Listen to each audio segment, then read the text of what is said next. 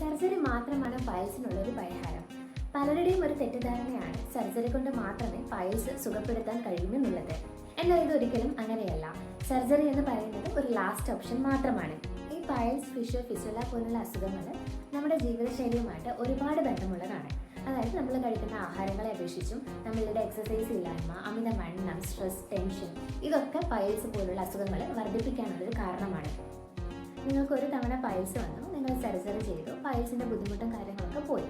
പക്ഷെ നിങ്ങൾ വീണ്ടും നിങ്ങളുടെ ലൈഫ് സ്റ്റൈലിൽ ചേഞ്ചസ് ഒന്നും വരുത്തിയില്ലെങ്കിൽ ഉറപ്പായിട്ടും പൈൽസ്, ഇതുപോലെ ഫിസ്റ്റുല, ഫിഷർ പോലുള്ള അസുഖങ്ങൾ റീകറൻ്റ് ആയിട്ട് വന്നുകൊണ്ടേയിരിക്കും.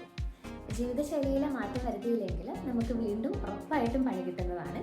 സോ ജീവിതശൈലിയിൽ നമ്മൾ പ്രോപ്പറായിട്ട് എക്സസൈസ് ചെയ്യുക. എന്ന് വെച്ച് ഹെവി വെയ്റ്റ് ലിഫ്റ്റിംഗ് കാര്യങ്ങളൊന്നും തന്നെ പ്രോപ്പറായിട്ടുള്ള ട്രെയിനറുടെ സഹായത്താലല്ലാതെ നിങ്ങൾ ചെയ്യാൻ പാടില്ല. കാരണം അത്തരത്തിലുള്ള കാര്യങ്ങൾ നമ്മുടെ പൈൽസ്, ഫിസ്റ്റുല, ഫിഷർ പോലുള്ള അസുഖങ്ങൾ വർദ്ധിപ്പിച്ചേക്കാം. അതുകൂടാതെ നമ്മുടെ ഭക്ഷണം ശ്രദ്ധിക്കുക.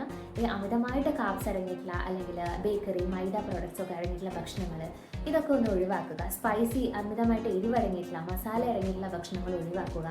അതിന് പകരമായിട്ട് നല്ല രീതിയിൽ ഫൈബർ റിച്ച് ആയിട്ടുള്ള ഭക്ഷണങ്ങൾ, ഗുഡ് ഫാറ്റ് അടങ്ങിയിട്ടുള്ള ഭക്ഷണങ്ങൾ, അല്ലെങ്കിൽ തവിട് കളയാത്ത ധാന്യങ്ങൾ ഉപയോഗിച്ചുകൊണ്ടുള്ള ഭക്ഷണങ്ങൾ ഒക്കെ നിങ്ങളുടെ ഭക്ഷണത്തിൽ ഉൾപ്പെടുത്തുക. ഒപ്പം തന്നെ ധാരാളമായിട്ട് വെള്ളം കുടിച്ചിരിക്കാൻ ശ്രമിക്കുക. അമിതമായിട്ട് സ്ട്രെസ്സ്, ടെൻഷനൊക്കെ ഉള്ള ആളാണെങ്കിൽ യോഗ, മെഡിറ്റേഷൻസ്, ബ്രീത്തിങ് എക്സസൈസ് പോലുള്ള കാര്യങ്ങളൊക്കെ ചെയ്തുകൊണ്ട് നിങ്ങളുടെ സ്ട്രെസ്സും ടെൻഷൻസും ഒക്കെ കുറച്ച് കൊണ്ടുവരിക. ഇതൊക്കെ നിങ്ങളുടെ ജീവിതശൈലിയുടെ ഭാഗമാക്കി മാറ്റിയാൽ ഇത്തരത്തിലുള്ള അസുഖങ്ങൾ നമുക്ക് പൂർണ്ണമായിട്ട് മാറ്റി കിട്ടുകയുള്ളൂ.